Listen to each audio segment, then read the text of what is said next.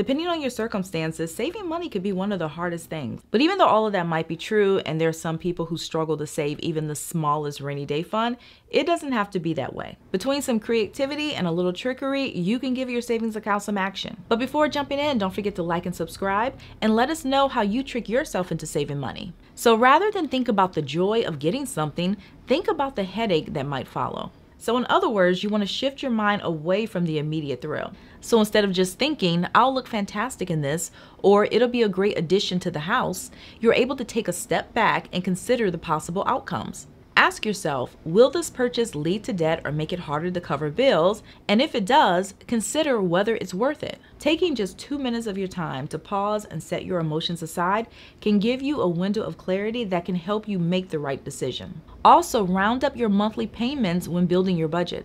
This creates a buffer because you're setting aside a little extra for those expenses. For example, you might round up your mortgage, rent, or car payment. So if you normally pay $1,653 a month for housing, you might budget $1,700. And by doing so, you're naturally building a safety net for surprises. This surplus will add up over time and act as a mini savings account.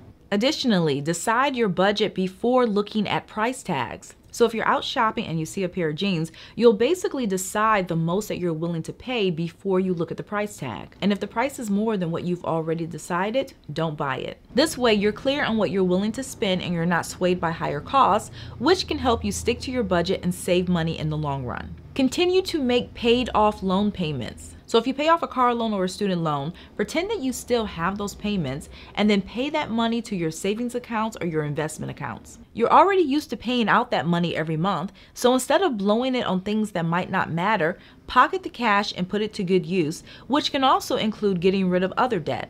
In addition, start viewing every no as a positive action. So instead of associating no with depriving yourself or missing out on something fun, think of it as saying yes to your goals. For instance, if you skip a concert because you feel the money can be put to better use, you're not saying no to hanging out with your friends. What you're actually doing is saying yes to hitting your goals, whether it's buying a house or going on a dream vacation. Thinking of your decisions like this can help you focus on what's most important to you, and it's a positive way to make sure that you're doing things that will move you in the right direction. Also, if you haven't already, create a budget and try and build it around 4 weeks of pay. Whether you're paid weekly or bi-weekly, in most cases, you're basing your budget on 4 weeks of pay. And with that being said, if you're paid weekly or hourly, that means that during those months that have 5 weeks, you're gonna have extra money on your check. And if your budget is based on 4 weeks of pay, that means that you might be able to save most of those extra paychecks. Now, you might have a few regular expenses like groceries or gas during that week, but for the most part, you might not need the entire amount. Since 5-week months occur about 4 times a year, this can be an effortless way to build up your savings over the next 12 months. Additionally, cancel a recurring expense and then pay yourself the savings. So periodically do a subscription audit and then get rid of any expense that you no longer need. But instead of blowing those funds on things that don't matter, take the money and put it into your savings account. It's like giving yourself a raise because you're keeping it instead of spending it. And to make it easier, set up a recurring transfer into your savings account on the day you would have paid those bills. This way you can grow and improve your savings without any extra effort. Remove saved credit card information. This not only adds a layer of security to your online purchases, you're also removing the convenience factor, meaning you're less likely to make impulse buys. Manually entering payment information will often involve getting up, going to find your wallet, coming back, entering all the numbers, and sometimes you might not feel like doing all of that. And because this requires effort,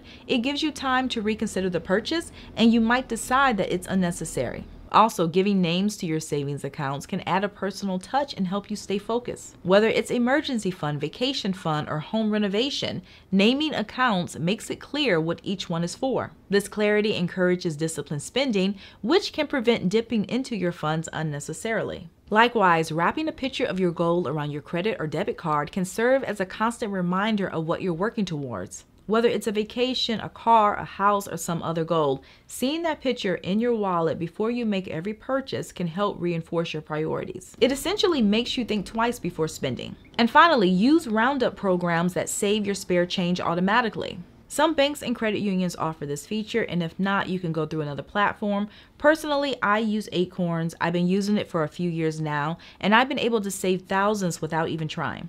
After you sign up, you can link a debit or credit card, and then every time you make a purchase, Acorns will round up the amount to the nearest dollar and then save and invest the extra change for you. In addition, you can also make recurring or one-time transfers into your account at any time starting at $5. It's a hands-off way to save money without even thinking about it, and if you use the referral link in my description, Acorns will give you $5 to start.